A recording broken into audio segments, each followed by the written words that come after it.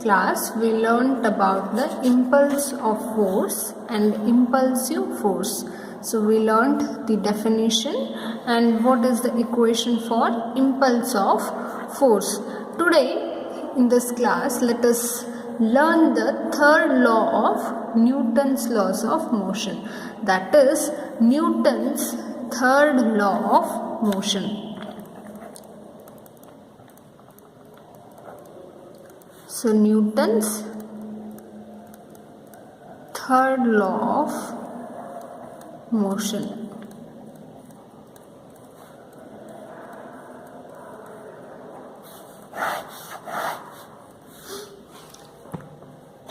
So what is the statement for Newton's third law? It is, to every action there is an equal and opposite reaction.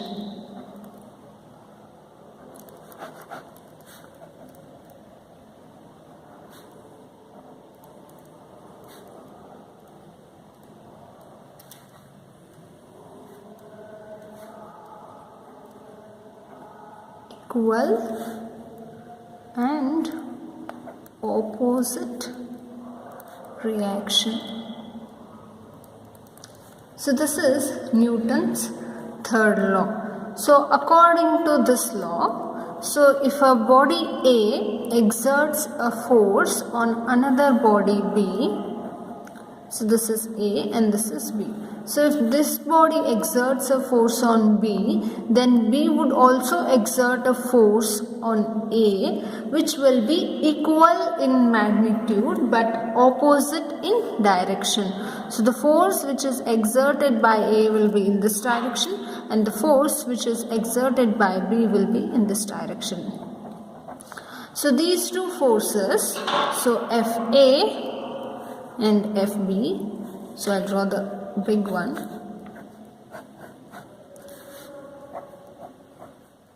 So you have A and you have B. So if A exerts a force on B in this direction, so magnitude of this force is Fa. So B will also exert a force on A, which will be opposite in direction but will have the same magnitude. So now here it is the Newton's third law. So to every action there is an equal and opposite reaction. So here action and reaction are equal and opposite.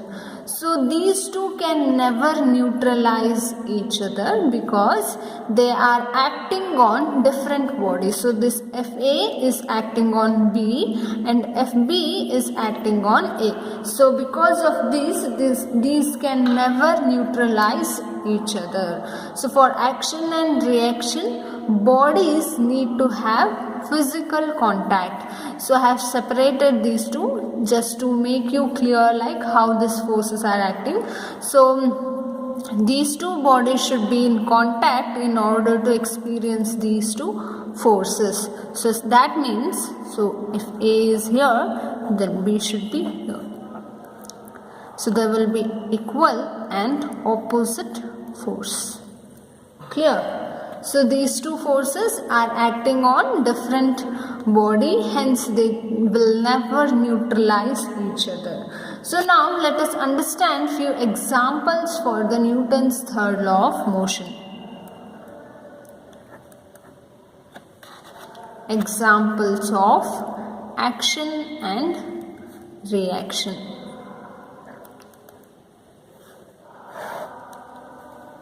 So the first or a basic example would be, imagine a body remaining at rest on a table. So again we'll come back to the basic diagram. So here we have a table on which a body is remaining at rest. So let this be A. So now this body exerts a downward force on the table, so which is equal to the action, and this is the table, and table will exert a opposite force on block A. So that will be the reaction. So here this is action and this force is reaction. So this is a action reaction pair. So body exerts a downward force on the table.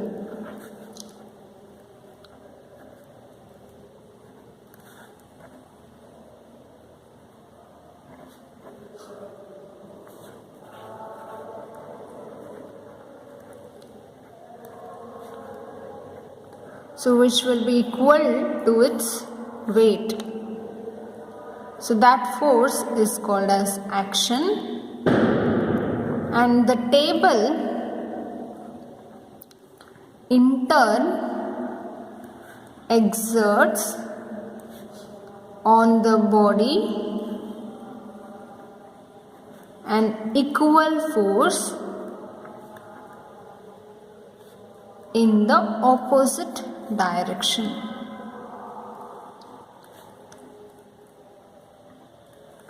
So that is reaction. Clear? So you have the action and reaction pair. So for first, this is action and this is reaction.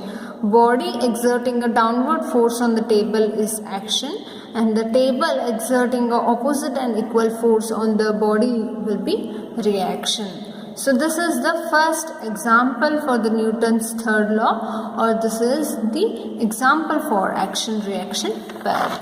So now next example would be, so when a cricket ball is hit by a bat exerts a force on the ball. So that is the action. The force exerted by the ball on the bat will be equal and opposite. So second, so when a cricket ball is hit by a bat, so the bat exerts a force on the ball. So this is action. So what is happening here? Bat exerts a force on the ball when it is hit by the bat. So let us try to draw the diagram. So I don't know whether it will come out to be good or not. So this is the cricket bat. And now, so when a ball comes and when it hits the bat,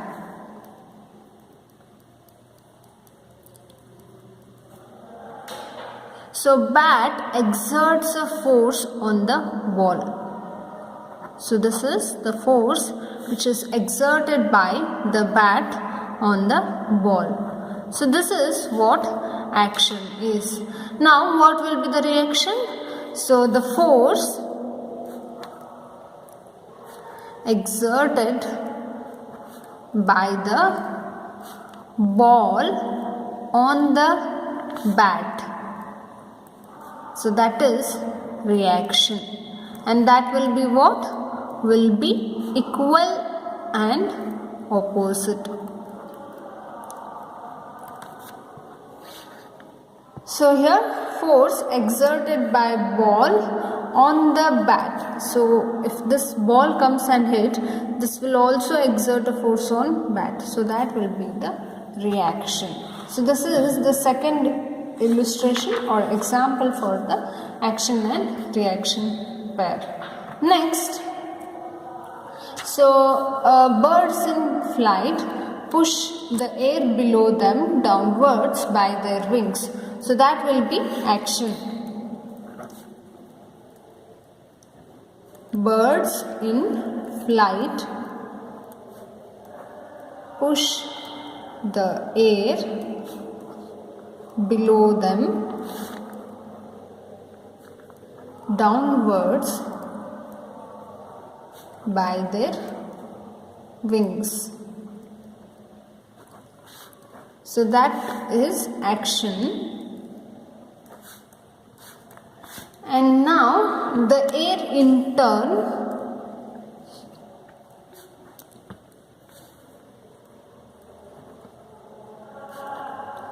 pushes the birds upwards. So that will be reaction. Clear? So birds in flight push the air below them downwards by their wings, but air in turn pushes the birds upward. So this is again an example for action and reaction pair. So you can also get the example of a swimmer. A swimmer pushes the water backwards and water pushes him forward. So this can also be the example.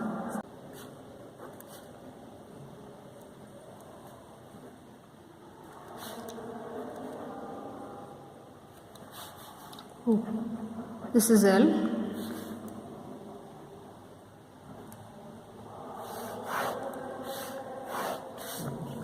Law of conservation of linear momentum. So in our previous lecture we learned what is momentum. Momentum is what? Momentum is product of mass and velocity. So now let us learn the law of conservation of linear momentum. So here you are considering a momentum for objects which are moving in a linear fashion. So here the two bodies will be in linear motion. So hence we will define the linear momentum. So statement for this is, so the total linear momentum of an isolated system of interacting particles is conserved. The total linear momentum of an isolated system of interacting particles is conserved.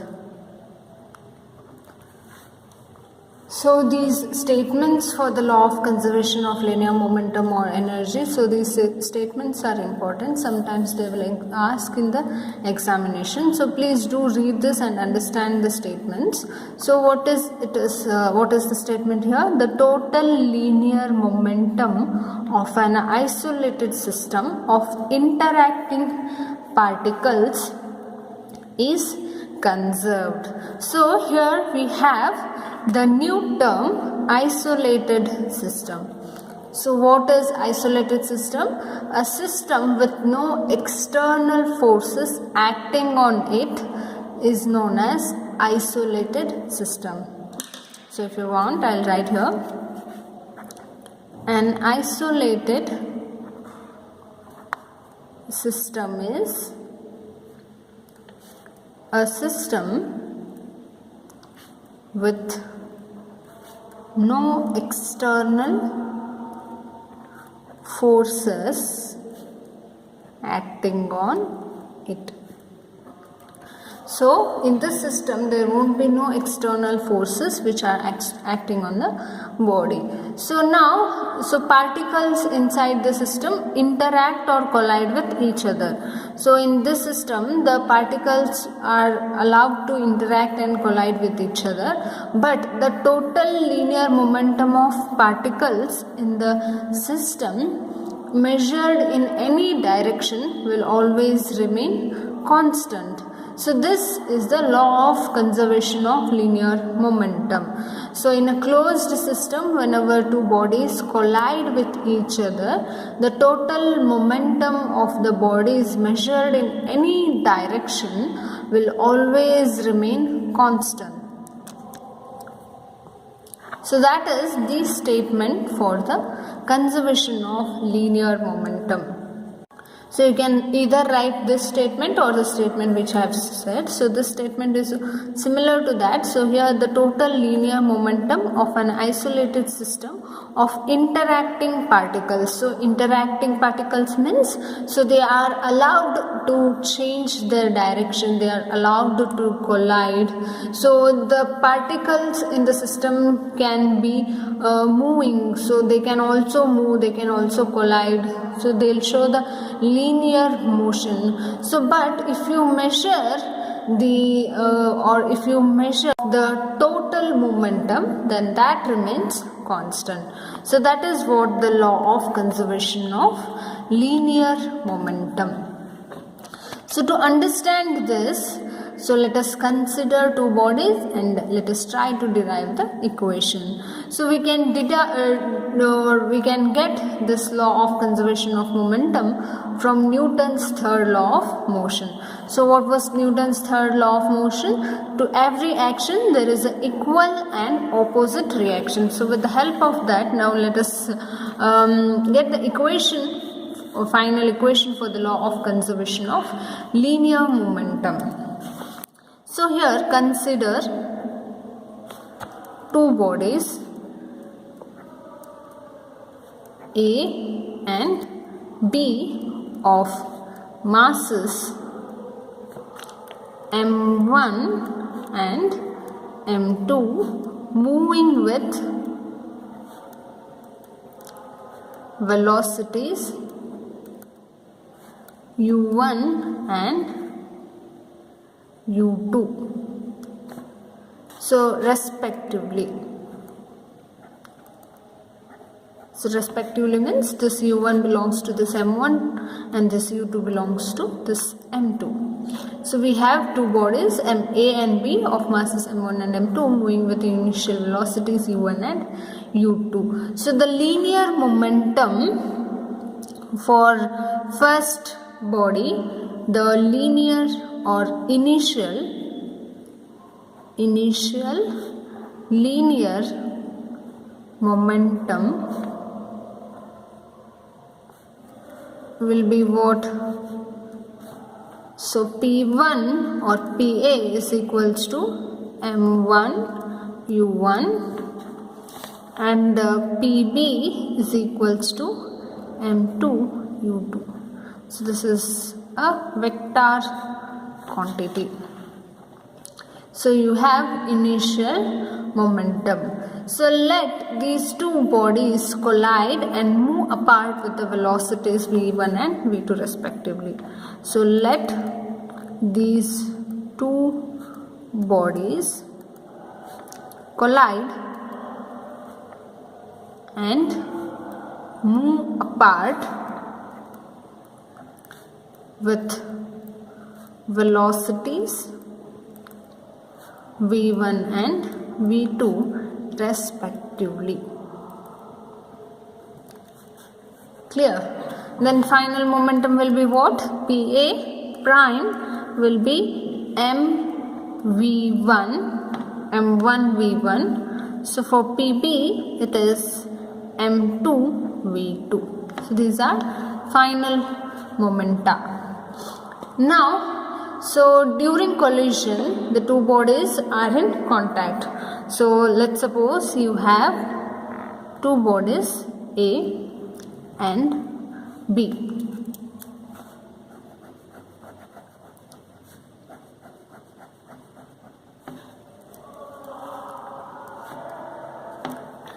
So here what is happening? So initially it has got mass m and here also it is mass m. So m1, m2 and initial velocity is what? u1, u2. So now at time of collision, so these two bodies will come in contact.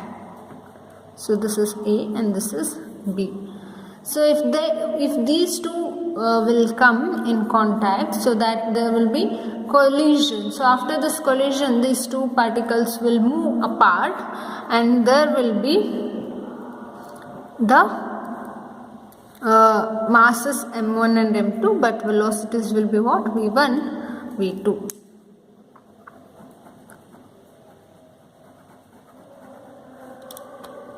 Clear? So during this time, so FAB is the force exerted on A by B.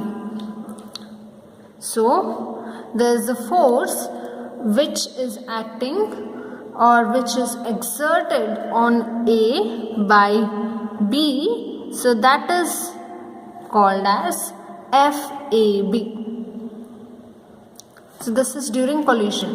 And there is another force which is exerted on B by A.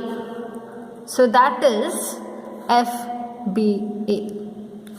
So if you read, then how will you read? FAB, FBA. Force exerted on A by B, force exerted on B by A. So clear? So what is this? This is force exerted on A by B.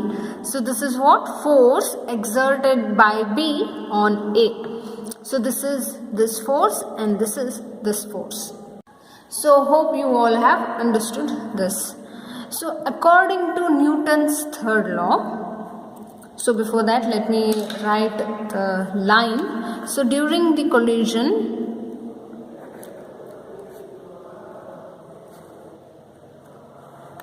so FAB is the force exerted on A by B, and FBA is the force exerted on B by A. So now next let us consider Newton's third law. So according to Newton's third law, so what you can tell? So these two forces are equal in magnitude but opposite in direction. So that in equation, how can we write? FAB is equals to minus of FBA, because this force is in opposite direction to this force. Since it is in opposite direction, we write negative as negative for FBA. So negative here represent this force is in opposite direction to this force. So let us call this as equation number 1. So hope this is clear to you all. So according to Newton's third law, FAB is equals to minus FBA. Next, let us take the change in momentum of A. So change in momentum of A. So that is what? So it is FAB multiplied by delta T, which is equals to P prime A minus PA, because momentum has changed from PA to P prime A. Next, what is rate of change of momentum will give us? Will give us force, that we have learned in Newton's second law. So FAB can be written as, so these are vectors. Don't forget to write arrow mark. So PA prime minus PA will be divided by this delta T. So this is what? Force on A due to B. So next let us write the change in momentum of B. Change in momentum of B. So that is FBA delta T is equals to P prime B minus PB. Clear? So from this I can write FBA as P prime B minus PB by delta T. So this is FBA. So now from equation 1. What was our equation? FAB is equals to minus FBA. So substitute these two. So let us call this as equation number 2 and this as equation number 3. So substitute 2 and 3 in equation 1. Substitute 2 and 3 in equation 1. Then what will you get?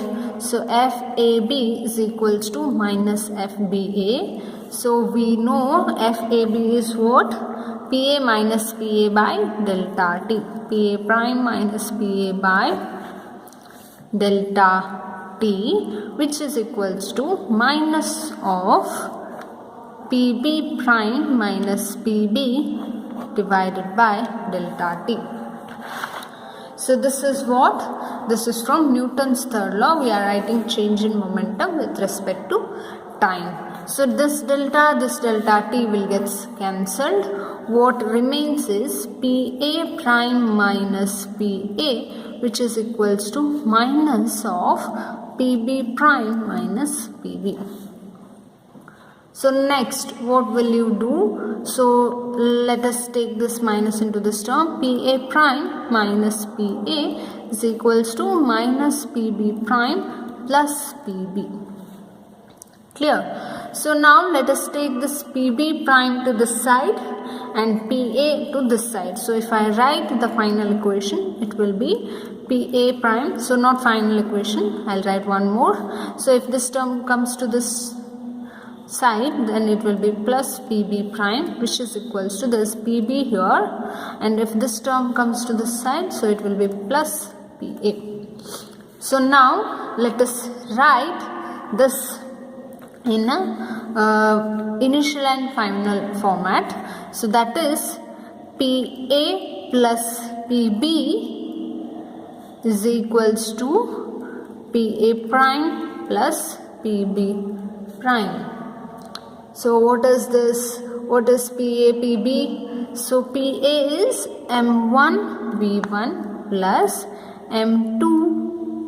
So not this M1 U1 plus M2 U2 is equals to M1 V1 plus M2 V2.